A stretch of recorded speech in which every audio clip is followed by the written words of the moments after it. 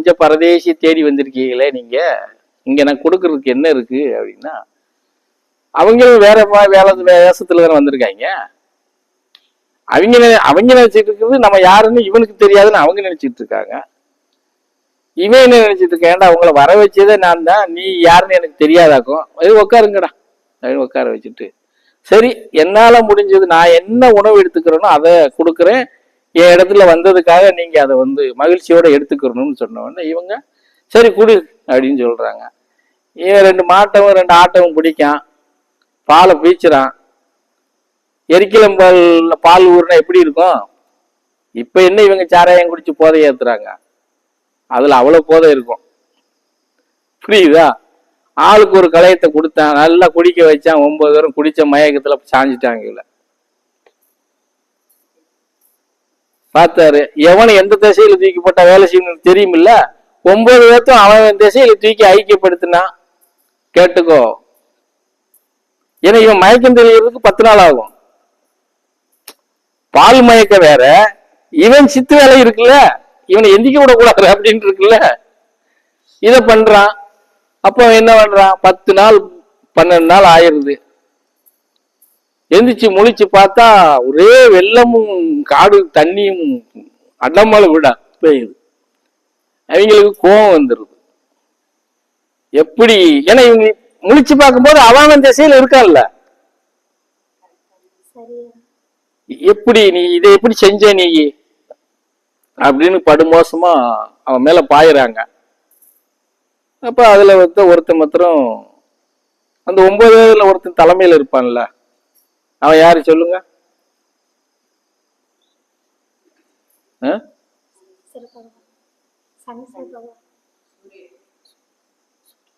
சூரிய பகவான் மாத்திரம் யோசிக்கிறாரு. இவங்கெல்லாம் சாம விடணுங்கிறாங்க அவனுக்கு, இவனை வாழவே விடக்கூடாது, நம்மளை வந்து இப்படி இது பண்ணிட்டான் அப்படின்னு சொல்லி. அப்ப சூரிய பகவான் அவன் செஞ்ச வேலை அவனுக்காக அவன் எதுவுமே செய்யல, பிரபஞ்சத்தால உருவாக்கப்பட்ட மக்களுக்காக அவன் செஞ்சிருக்கான். அதனால அவனுக்கு சாபமும் பாவமும் கிடையாது அப்படின்னு 9 பேரும் அவனுக்கு இடைக்காரருக்கு இன்னும் அதிகமான வரத்தை கொடுத்துட்டு நீ நல்லா இருன்னு சொல்லிட்டு போயிட்டாங்க. புரிஞ்சதா?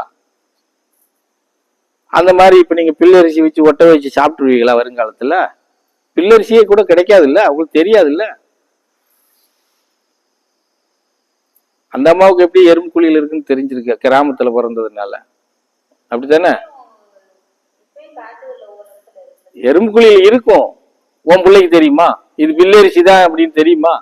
அப்புறம் நீ தான் காட்டி கொடுத்துருக்க மாட்டீங்கள. காரணம் என்ன? அந்த நிலைகள் இப்ப இல்ல. எப்பாடுபட்டுனாலும் வாங்கி அரிசி வாங்கி போட்டு சோத்த பொங்கி கொடுத்துடுறீல்ல. இன்னைக்கு வளர்ற பிள்ளைகளுக்கு அதுதானே. பெத்தவங்க என்ன கஷ்டப்படுறாங்க, அதை உருவாக்க என்ன செய்யறாங்கன்னு யாராவது யோசிப்பாங்களா? யோசிக்கிறது கிடையாதுல்ல.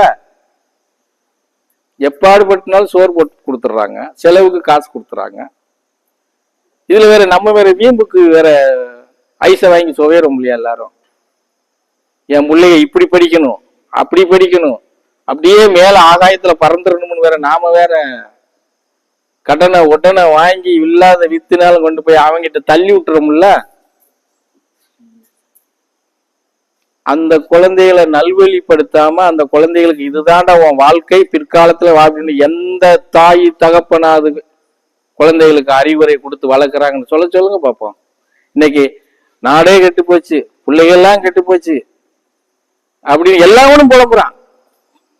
ஆணா இருந்தாலும் பொண்ணா இருந்தாலும் ஒட்டுமொத்தமா யாரோட கெட்டு போச்சுன்னு எவனுமே சிந்திக்கிறது கிடையாது.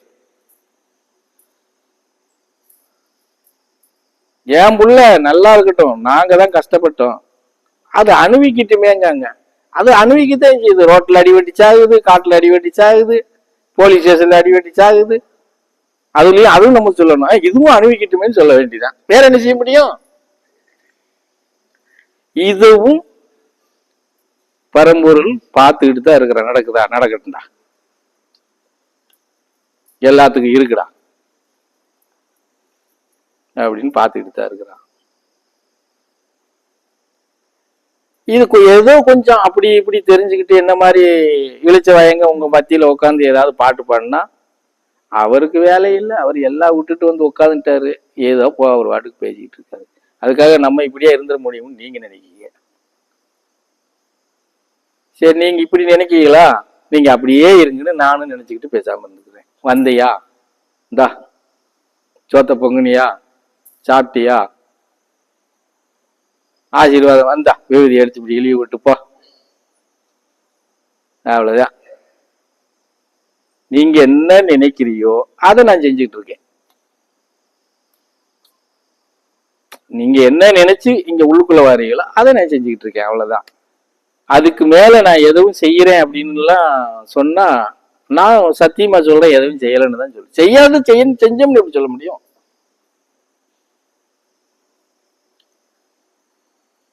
புரியுதா?